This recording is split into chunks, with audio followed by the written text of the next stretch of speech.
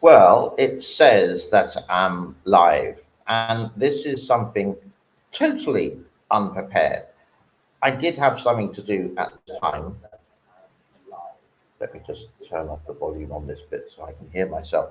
Totally unprepared. I did have something to do at my time, but that sort of got cancelled. And being a little bit lazy, I thought, well, why not do a live stream? Something to do, kill the time. Welcome along to the channel. Like to say hello to some of the guests who joined us already. YGZ in Taiwan, Lewis, Pamela, and Bogan. I think you will be in Australia as well. Now, what I wanted to do today was have a quick look at the three gorges. Nothing's really happened apart from the weather, and nothing's really happened apart from what I talked about yesterday and the day before. But we will go through the weather and we will go through the levels. I haven't looked at the levels yet for today, so we'll be doing that. And also having a look at some of the, how to say, the fakers on YouTube. Now, I've been covering the weather and the rivers in China for the last, you could say, getting close to 20 months. And there's so much BS that happens on YouTube. And as I said before, basically they find an article from 2020 or 2012 or 2008 and they copy and paste it and they put it in. And surprisingly, they do get viewers saying, and how innocent some people are that they really don't know what's happening in China. There are a very few people that do the honest truth. One of them is one of the people here at Yangtze who actually is doing a live stream later, so go and check it out. I will put his link in the description a little bit later on. Friends on YouTube, work as a team. We should act. We should act together. And another one is called ADV China, Serpent ZA, Lao Y86. But we're going to show some of the, these are the people who tell the truth about China with the sort of evidence as well. And we're going to go through some of the shills, not all of them, and what they're doing, especially with their support of Russia and not the support of Ukraine. And you could say sometimes that these people are, can I say, traitors. There's one in Thailand, which is a total case, but we'll go through that a little bit later on. Now, at the beginning, for the first couple of seconds, I did show you the weather or a little bit of the weather map, and we're going to go there now, and let's see if this works correctly. And just for the next couple of days, let's have a look what's happening along the Yangtze. Now, for the newcomers, the hand is going to be by the Three Gorges, which is just about there. And if this works correctly, which it probably isn't going to do, so maybe if I refresh the screen, perhaps that may work. So there we go. So this is the weather over the next, you could say, 5 or 6 days along in central China. And the hand by the Three Gorges near Yangtze. And you can see just this should not be happening this time of year. And it should be dry. Come April, it should start to rain. So everything started really early this year, which is, can I use the word of last year, unprecedented. But there are some light to medium heavy forecasts related along the Yangtze River, etc. Nothing as bad as last week. We did have up to about 10 to 27 centimeters of rain, but now we're on Saturday and there's just 1 millimeter, 0.8. I apologize, these are not in, you can say, inches for the viewers in America. In New York, I think it'll be 10 o'clock in the evening. And if you are in the UK, it's going to be something like 3 o'clock in the morning. So there's the weather for you. Now, let's go to the levels. And I think it's this page here. Now, this is actually quite funny because this is a Chinese website, a Chinese ministry website, a government website. You can't see this, but it does say it's non-secure, which is weird. And eventually, I think my internet is not the best in the world today because it's going round and round and round and round and round, and it's not coming up at all, really, is it? And let's see if I can refresh the page. Let's see if I can refresh the page here. Is that going to be any better? A live stream, totally unprepared, by the way. No, that's not going to work at all. But it's always interesting to see the levels. Oh, it's coming now. Here we go.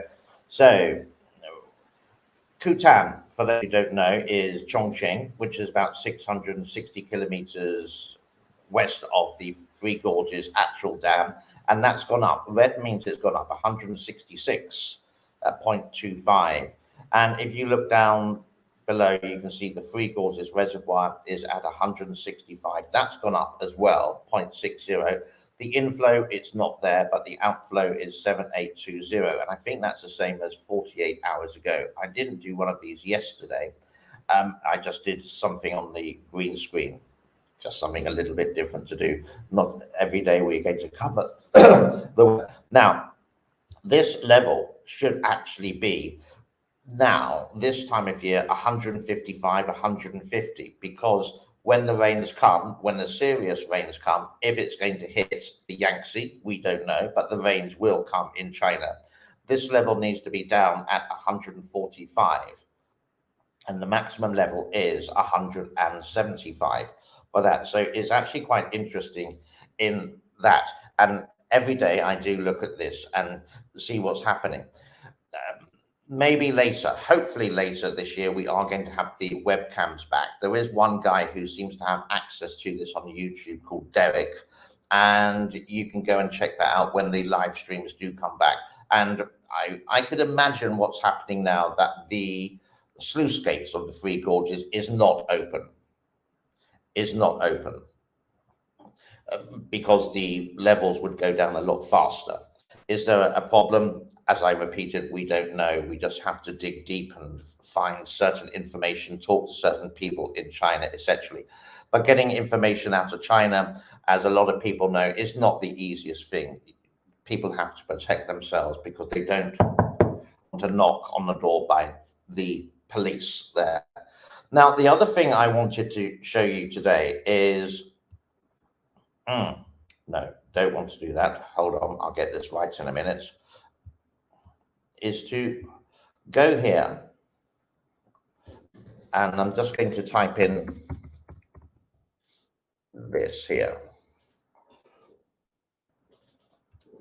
And you can see, oh, it's actually good that my channel is on the top. Well, hey, that's my channel from yesterday. But you can see down below here, Three Gorges Dam collapse. This was done 11 hours ago by Breaking News 89. So if we click on the screen here, and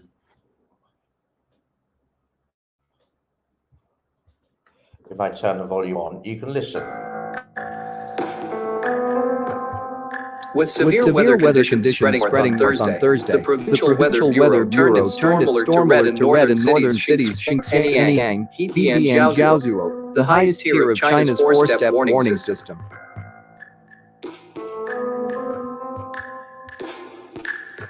So let's just leave it there. So what he has done here, he has taken an article from July 2021. From 2021, copied and pasted it, put on an electronic voice, and he's talking about the floods in Henan last year, but he's making it related to today. And with 500 people saying 500 people is quite a lot just there. Sometimes they do go up to 100,000, which is really worrying. Which is another one. Breaking News channel, Black News. Yeah, let's have a listen to Black News. What have they got to say for the 20th of March, yesterday? The dam at a small reservoir in China's Guangxi region gave way last month after days of heavy rain in a collapse that could be a harbinger of sterner tests for many of the country's 94,000 aging dams as the weather gets more extreme. Located in Yangtze County, famed for its otherworldly karst landscape, the dam collapsed at around midday on June 7, inundating roads, orchards, and fields in Ccp village, residents told Reuters. I've never seen such flooding, said villager Luo Chiyuan, who helped. There's another one for you. Basically, he's got an article from Reuters from 2020 or 2019 or or 2021 and just copied and pasted it and put it into a electronic voice or whatever, or you're just reading it live. It's frustrating. If you want the news about Three Gorges, come to me and I will be direct. The pictures, if they're out of date, I will say they're out of date, but it's just to enhance the kind of video. I never watched this kind of video with robotic voice. It's really common, Lewis. It is really common. There's so many of them, and it's just incredibly annoying. That why do people just put fake news in? I know it's for clicks. I know people can get money from it, but you can see like China is done. Three Gorges Dam collapse again, and they got Xi Jinping there. Oh, lovely Xi Jinping. One day ago, Three Gorges Dam collapsed, big rain, Three Gorges Dam down opens the sluice gates. But where's the evidence from it? You've got to find the evidence. You can presume that maybe the sluice gates are open, but they're typhoon, when's this one? Typhoon Far blows away. Typhoon Infar was last year, but how come it's done 2 days ago with black news? This guy here is a Vietnamese guy, and I just found him quite recently. And he is saying that Putin will be dead soon.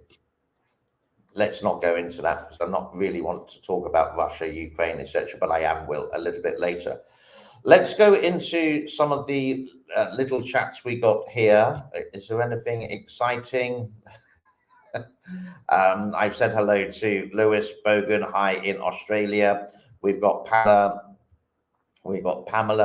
West here, and hello to this guy here. I don't even know how to pronounce your name. And I have a little bit of an echo. I'm actually just using, I told you this was unprepared, and I'm actually using just my computer microphone instead of the very expensive one. Yeah, I'm just having a lazy day. Feels like Monday. Now, what else did I have to have a chat about? Oh, yeah, something which the experts are really good at. And one of the guys is here. He's the guy who creates CCP Shillbusters. For those people who don't know, again, the link will be in the description a little bit later. I haven't put it in there, but there are certain, which one can we have? Let's go to this guy first of all. There are certain Westerners who live in China, for example, or in Southeast Asia, and they just do the CCP narrative. They will never do an interview with BBC or CNN or Fox, even South China Morning Post, which is now owned by Alibaba. So actually it's a sort of communist newspaper anyhow. And they just do the complete opposite of what's happening in the world. They are very pro Xi Jinping. They're very pro authoritarian. They say everything is America's fault, for example, and Xi Jinping's fine and Putin's fine. It should be that way. Here's one of them. Brian Beletic. He's an American guy. I think he's like 38 or 40 years old. He actually gave up his job as in Thailand. I don't know how he's living there. Maybe he's married to a Thai girl, but if you don't have a job, you can't really stay in Thailand for a long time. Regardless of that, he does videos. Let's have a little listen. He does videos. This is the purpose they were designed to build. Russia has them. China is said to have them. This is how missile warfare works. You don't just shoot one missile at a highly defended target. That's enough of him. This is a guy, he's a former US Marine, and you would actually say he's a sort of traitor to the United States of America. Now, we all believe in freedom of speech, and he is exercising his right for freedom of speech, but he's sort of, everything that comes out from the Western media, he will manipulate to say it's bad. But this is the thing as well. When the media is on his favor, then he says it's good. So he's just as a friend of mine said, he's just a tin hat kind of weirdo. Another one, which is like the king of the CCP Shills, is this guy here. You can see Daniel Dumbrill. Daniel has been in China for around about 14 years. He does speak okay Chinese, and he does everything anti-West. He will say that there's no genocide in Xinjiang, There's no, and he's been there, but never been to any of the sites. While if you go to The Guardian, or if you go to some DW, for example, on YouTube, you can see videos of people who've been to Xinjiang and tried to find these sites, and all the security would usher them away. And he does do interviews with Western media, but then would just bunk them, if you get my meaning. He would just say, oh, they're rubbish, they only gave me 2 seconds. Well, Mr. Daniel, if you stop waffling on for hours and hours and were more direct, and don't just do one side of the story and do the 2 sides of the story, like you say, the national security law in Hong Kong is the greatest law in the world. But have you ever spoken to any people in Hong Kong, for example? Why does the country of Taiwan support Hong Kong? Because the national security law is so vague, it gives the authorities to do whatever they want. Who else is there with the Shills? A young guy, Jason, his name is Jason Lightfoot. Now, I have covered him before because he is actually really irritating. And China versus the USA. Who is the superpower? There's one of your videos there, and he does things that. There's one of my videos. He does some China versus USA, and he says he's non-biased because he comes from the UK. But the thing is, you eat Burger King. If you really hate America, then make sure you don't use a Windows computer. Make sure you don't eat Burger King or Pizza Hut. Do everything Chinese if you like that kind of way. These people, for me, are just really annoying indeed. I'm having a rant and a rave today, really, aren't I?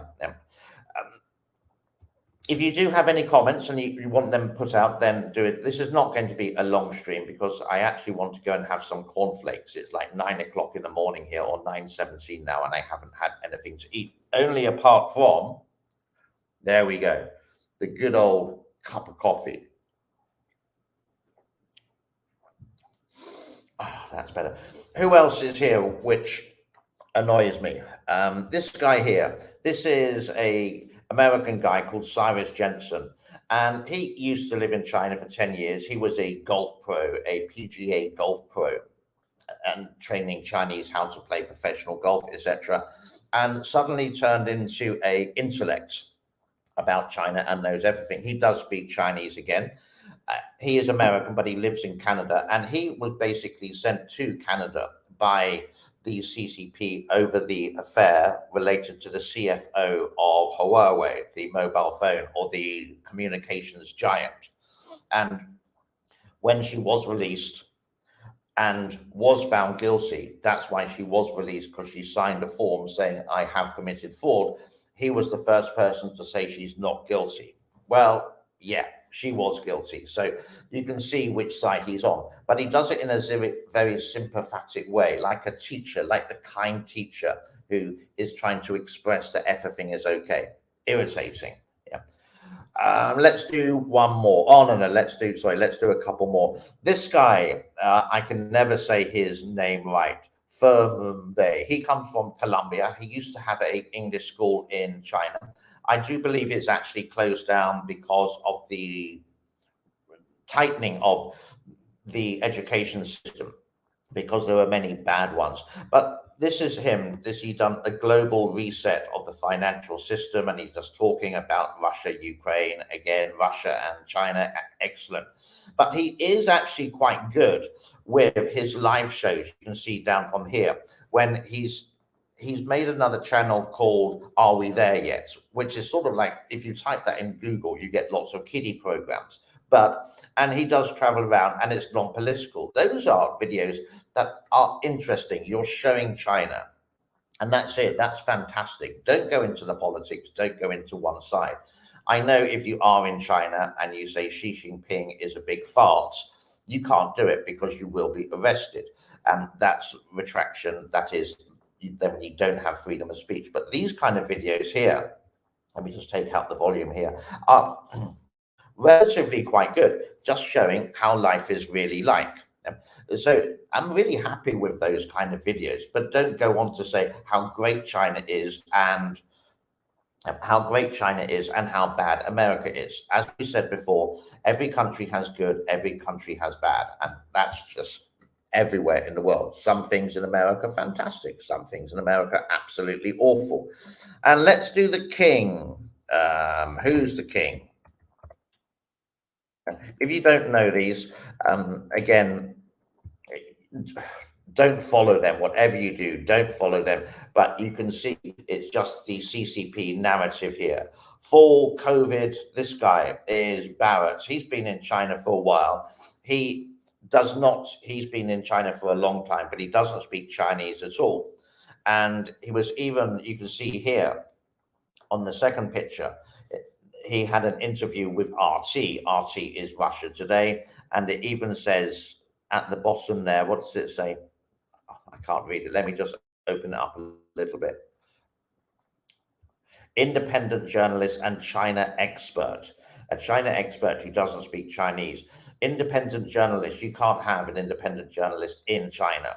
You just can't. You have to work for media. So you can see that it's just a little bit of a porcupine, a little bit of a lie with that one. He is sort of like, as a great YouTuber, Serpent ZA would say, is Kim Ramsey II. He is so getting quite ancient, and his everything is pro-China. He wouldn't use a mobile phone. He wouldn't use Apple. Everything would be Huawei.